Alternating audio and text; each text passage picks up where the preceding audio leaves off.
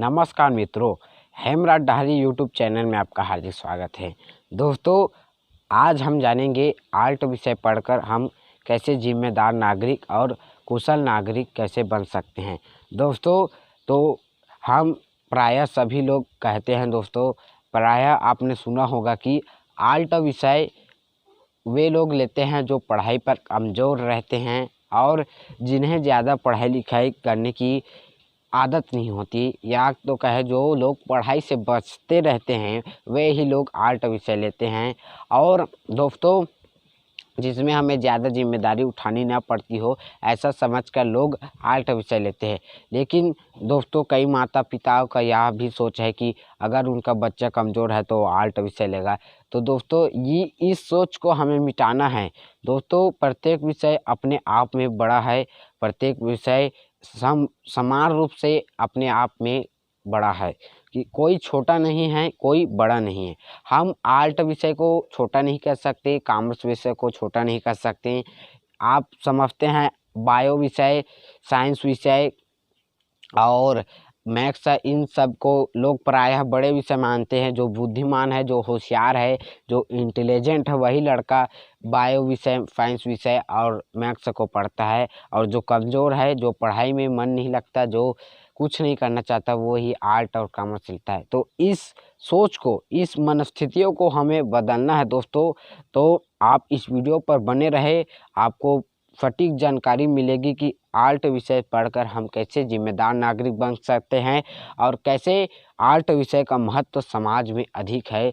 आप जागरूक नागरिक बनकर समाज में सरलतापूर्ण ज़िंदगी कैसे जी सकते हैं।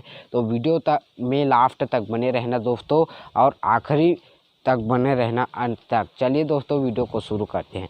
दोस्तों, आर्ट सब्जेक्ट, आर्ट ART 3 अक्षर से बना है दोस्तों। आर्ट का अर्थ कला होता है।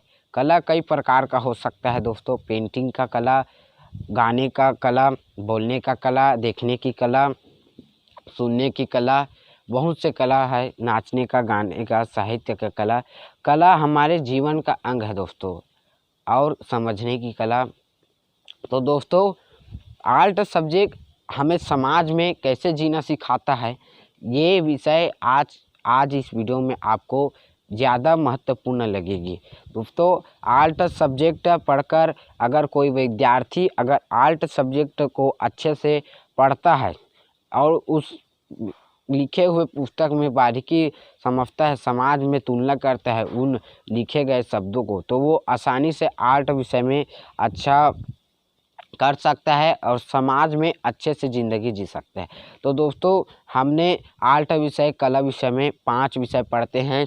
पहला राजनीति विज्ञान, पॉलिटिकल साइंस, दूसरा जियोग्राफी, भूगोल पढ़ते हैं, और एक है इतिहास, हिस्ट्री। तो दोस्तों, ये 3 विषय मेन होते हैं, और हिंदी और अंग्रेजी कॉमन होता है, वो तो सभी में होता है।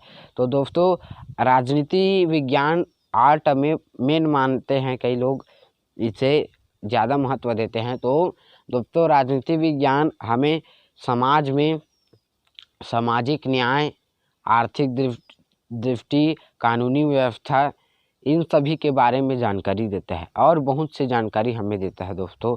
लेकिन हमें मुख्य रूप से राजनीति विज्ञान सामाजिक न्याय, कानूनी न्याय और आर्थिक व्यवस्था और नागरिकता कानून और मताधिकार, इन सब, चुनाव प्रणालियाँ, चुनाव कैसे कराया जाता है, अधिकार, कर्तव्य, इन सब को, और फंडामेंटल अधिकार, मौलिक अधिकार, इन सब को हमें राजनीति विज्ञान से पढ़ने से हमें ज्ञान प्राप्त होता है दोस्तों। अगर हम इन सब को नहीं जानेंगे तो हम समाज में कैसे आगे बढ़ सकते हैं, समाज को हम शिक्षित नहीं बना सकते हैं। हम मौलिक अधिकार को नहीं जानेंगे, हम सामाजिक न्याय को नहीं जानेंगे, और कानून व्यवस्था को नहीं जानेंगे, अधिकार को नहीं जानेंगे, तो हम समाज में नहीं जी सकते। हम एक पशु की तरह, एक दास की तरह, एक गुलाम की तरह ज़िंदगी व्यतीत हो सकता है दोस्तों। लेकिन हमें इसे जानना होगा और जानकर हमें ज्ञान प्राप्त करके समाज में आगे बढ़कर जीना होगा। तो दोस्तों हमें आर्ट से इन सब बातों की जानकारी प्राप्त होती है। ये तो राजनीति विज्ञान के विषय पर हुआ। और है इतिहास। इतिहास में हमें पुराने प्राचीनतम युगों की संस्कृति, कला और उनकी परंपराएं और उनकी अर्थव्यवस्था, उद्योग धंधे और रहन सहन, भाषा बोली, इन सब की जानकारी होता है। मानव का इतिहास कहाँ से हुआ, होमो सेपियंस आधुनिक मानव कैसे बना और किन किन किन इस जातियाँ थी मानव की, इन सब की जानकारी हमें इतिहास से होगी दोस्तों, हिस्ट्री से। और ये तभी संभव होगा जब हम आर्ट विषय पढ़ेंगे। इन सभी इतिहासकार आप बनना चाहते हैं तो आर्ट विषय में इतिहास को लेकर पढ़ सकते हैं, जिससे आप इतिहास के व्याख्याता बन सकते हैं। और दोस्तों है तीसरा है भूगोल। हमारी पृथ्वी की आर्थिक आंतरिक संरचना एवं बाहरी संरचना और पृथ्वी में कितनी सागर है और पृथ्वी के अंदर कितने मात्रा में जल है, पृथ्वी को कितने भागों में बांटा गया है और अनंत पृथ्वी, पूरा जीवमंडल, जलवायु, महासागर, इन सब की जानकारी हमें भूगोल विषय में मिलेगी। भूगोल का अर्थ है पृथ्वी को जानना ही भूगोल कहलाता है दोस्तों। ये शॉर्टकट परिभाषा है और इन सभी की जानकारी हमें आर्ट सब्जेक्ट, कला विषय, कला संकाय को पढ़ने से मिलती है दोस्तों। और आप सभी को ये सब आसान नहीं है, आप पढ़ेंगे तो जानेंगे कितने सिलेबस होते हैं, कितने भागों में विभाजित होता है।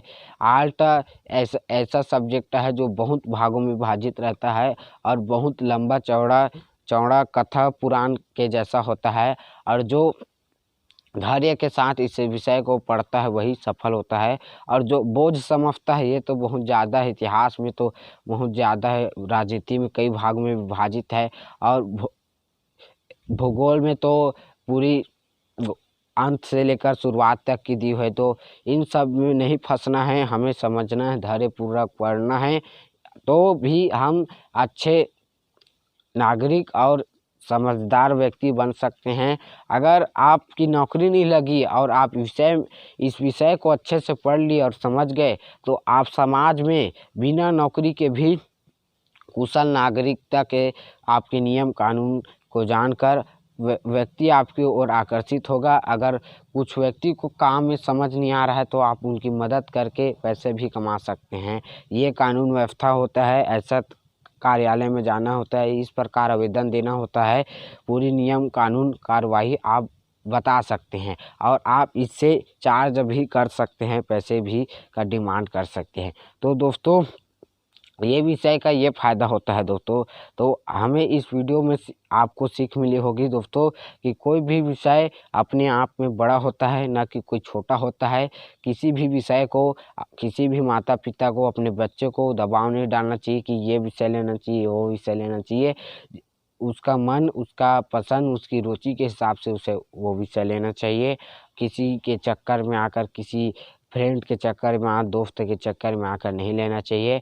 और प्रत्येक विषय अपने आप में एक बड़ा है, कोई विषय छोटा नहीं है, चाहे वो साइंस हो, चाहे मैथ्स हो, आर्ट हो या फिर कॉमर्स हो। तो दोस्तों आर्ट की ये जानकारी आपको अच्छी लगी होगी तो लाइक करना वीडियो को, और भी अच्छा लगा तो अपने परिवारजनों के साथ शेयर करना।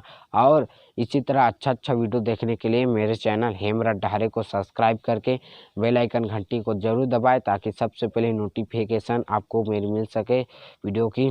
तो मिलते हैं दोस्तों अगले वीडियो पर। जय हिंद, वंदे मातरम, नमस्कार।